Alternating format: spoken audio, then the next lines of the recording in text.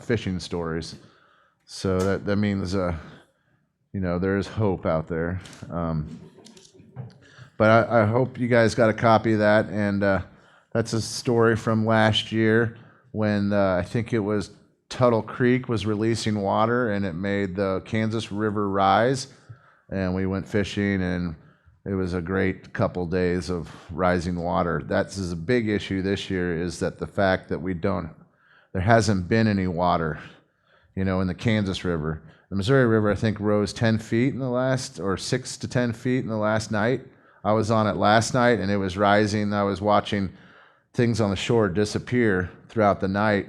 It was rising so fast, 50-foot trees coming down and at night, and I had to run up to my anchor rope a couple times and push the trees off my anchor rope because it can, cause chaos. But that's kind of one of your biggest fears that you get over, is when you're fishing on the river at night, there's going to be a big, huge stick pile that comes down and takes your anchor rope down that will take your boat down. But I used to carry a knife in the bow of my boat ready to cut the anchor just in case that happened, but it hasn't happened, and I'm a little bit more comfortable with the river now. But you don't want to be too comfortable with the river, because then that's when accidents happen. You always have to respect it greatly, respect the river, and any water over, 6 inches of water can knock a grown man down. So water is one of the things you definitely have to respect. And on the lakes, I live in Kansas, and we fish a lot of Kansas reservoirs. And when it gets windy out there, it's like an ocean, 5 to 6 foot waves.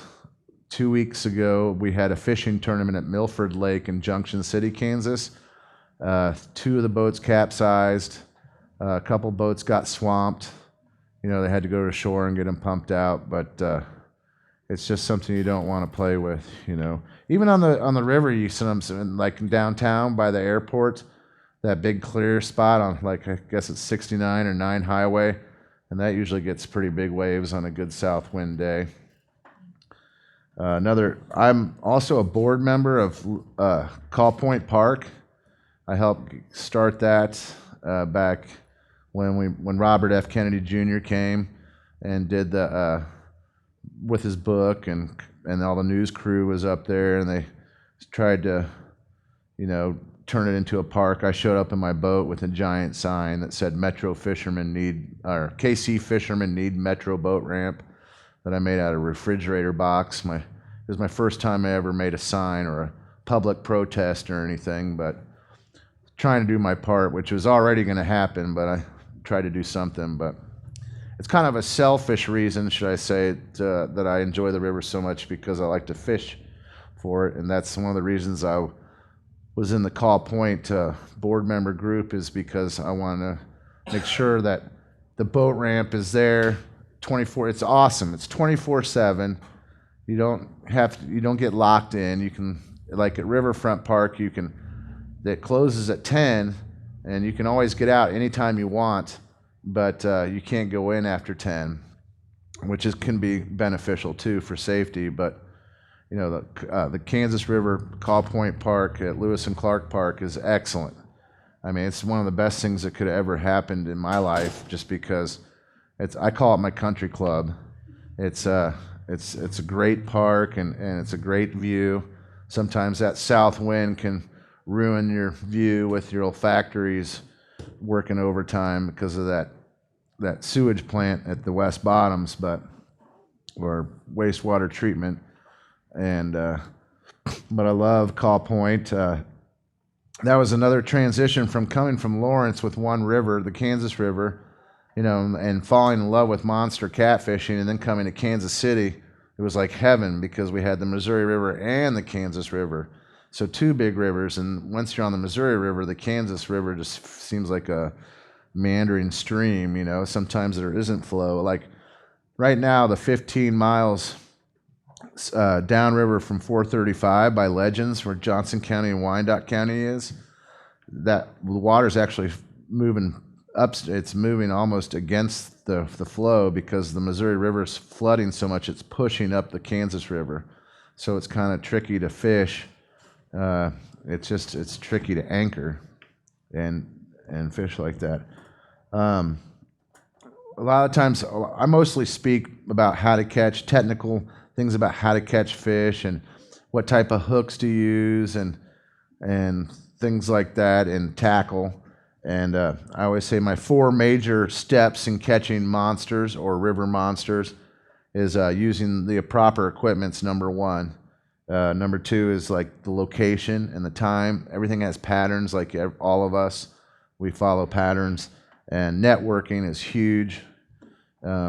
Seeing where everybody else is fishing, knowing a good group of people and calling people all the time to see what's working, or try to establish a pattern through a fleet type system, like having a fleet of everybody else's boats. And it's kind of dramatic too at times. My buddy said we needed to start the Real Catfishermen of Kansas City club, because there's so much drama involved, and who catches what and how you hold them and everything. And my 4th step on catching monster fish is fishing as much as possible.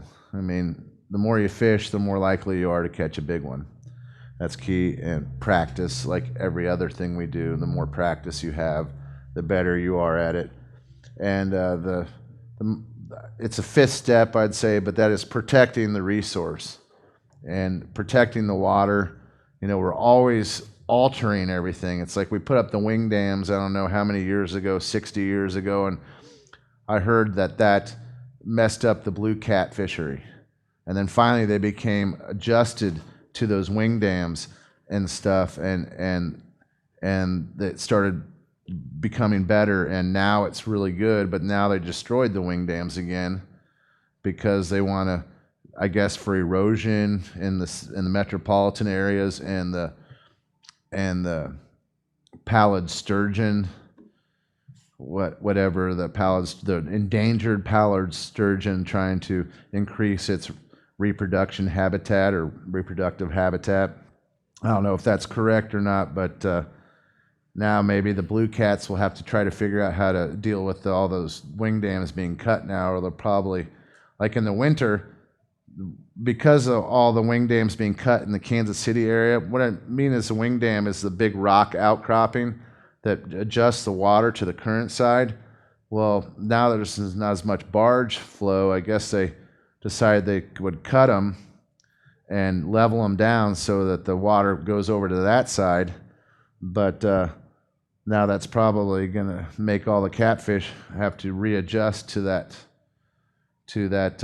structure change or alteration.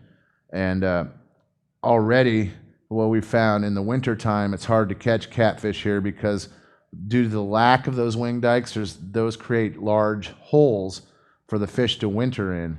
And now, we don't have any large holes around here. You have to go rural, or an hour outside of town.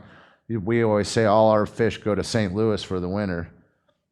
We don't know if that's true or not, but it seems as though they just disappear in the winter, and then in the summertime and spring, when the rains come, they come back to Kansas City, and then they work north, and then they go up the Kansas River especially, and then they hit the weirs, and the weirs become an oasis. Like at the Johnson County water intake number 2 is an amazing place to fish when there's rain. I wouldn't eat the fish there. I mean, there's been many signs posted that say, like, regular consumption of bottom feeding fish from this area can result in long-term health problems. But I'm pretty much into sports fishing, so I just go for monster fish. I don't really eat the fish. I just like to catch fish and use light line for it. And I've got a couple pictures up here, on the screen. That's some guys have a TV and radio show, Show Me Outdoors, and that's Terry Atkin and Shane the Train Boyles, and I took those guys out fishing, and that looks like we were at upstream from 635 in that bend, and that's a pretty good area to fish.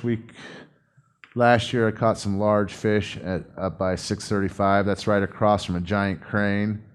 It's across from the crane dike is what we'd say. That's another thing. A lot of the local fishermen, we have all our own code names for all the different spots, like Lucky Town or Tiffany's Beach, or just so we know what spot's which. And Old Faithful, of course, and there's Goose Poop Island. That's the name of a spot.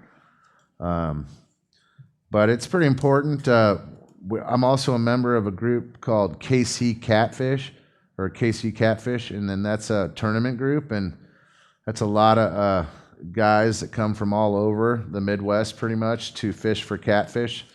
And this weekend we have a large tournament at Call Point. There used to, when we first started about 8 years ago, we'd have 3 to 12 boats a tournament, and now we're having 35 to 70 boats a tournament. So it's gotten a lot more popular, which also puts a lot more strain on the fish. That's been a big issue with the fishing. Also, is handling the fish. You know, all our pictures used to be holding the fish like this, or holding them by the mouth. Now that's considered a taboo. You don't want to hold the fish by the mouth because it might hurt the jaw, or even like the hooks we use are circle hooks, and now they have fish grippers, plastic, that you put in their mouth to help hold them, but those are even starting to look down upon. Now everybody wants you to cradle them, and so every year you learn new ways to be more protective of the fish, which is if you show a picture on the internet of you catching a 50-pound catfish, there's going to be all sorts of feedback. People, most of it's negative, but I mean, some of it's positive, but you held the fish wrong, or you shouldn't have fished in the rocks during that month of the year because that's where they spawn, or whatever. It's mostly because, when it's like everything else, when you start doing good things, people try to bring you down a little bit. But, it's like I usually wear gloves. A lot of guys don't, but that's actually been, that fish there is rubbed down from being hauled over the side of the boat. We don't do that anymore. That's an older picture. That's probably from 7 years ago. But now when we catch a big one, we take it to the shore and we put it in the water so it doesn't have any strain, and we take pictures of it and then on the shoreline and then let it go. And whereas we used to just net it, put it on a stringer, take pictures of it, tote it around, or sometimes take it all the way back to Call Point so we can get the city in the background. But that's not something that the older guys do anymore. Some of the younger guys do that, and we try to tell them not to do that. But who's who to tell anybody anything? So, but I'll show you real quickly my tackle. One thing is that I have this rod here. One of the main things about fishing for catfish is you have to have hardcore equipment. This is a weight of 8 ounces or a half pound, and that Missouri River is very, very, very strong. And so, I use a thing called a 3-way rig, or in Wisconsin, where my family's from, we call it the Wolf River rig. But it's just a 3-way swivel with a light line on a weight and a big hook. And this is a special catfish hook that's $1 a piece, and it's made by it's called Team Catfish, which is a big catfish product line, and that's generally what I use. And then this rod, if I caught a 6 or 8 pound fish, you'd barely even be able to tell. I mean, this is for the Missouri River. It's a very solid rod, and you need solid equipment. And this is a pen reel, which is it's a spinning reel, so it has an open bail, so I can throw it farther, and it has less tendency to get tangled up. It's an easier one to use. It's the next step up, I'd say, from a push button Zebco type reel. But this has 40-pound line on it, which is huge line. Last year I caught a 250-pound sturgeon on 50-pound line. I've caught 10-foot hammerhead shark on 20-pound line, several different monster fish on light line, and that's pretty much what I like to do. I'm a sports fisherman that likes to catch large fish with light line and brag about it. And a lot of the bait, and you know, a lot of the bait I use is I catch it on the river right before I go. And of course, with the Asian carp, now we have a big problem with the Asian